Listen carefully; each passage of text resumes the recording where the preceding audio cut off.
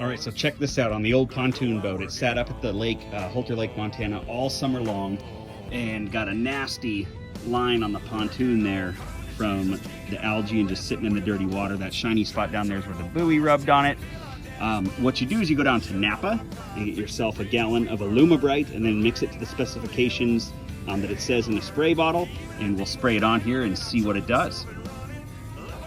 I did this last spring and it looked really nice, and I don't have a whole lot of Alumibright left, so I'm only going to do a small section here for this demonstration video.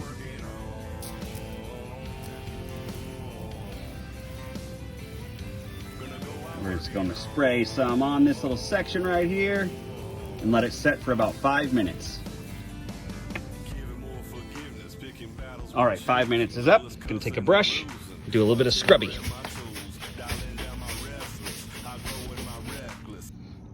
Now the scrubby's all done, just rinse it off.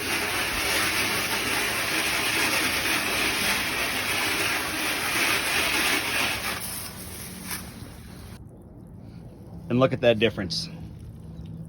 Last year I got 1 gallon of Alumibright and did both pontoons inside and out, all the way down. And man, that stuff works really good.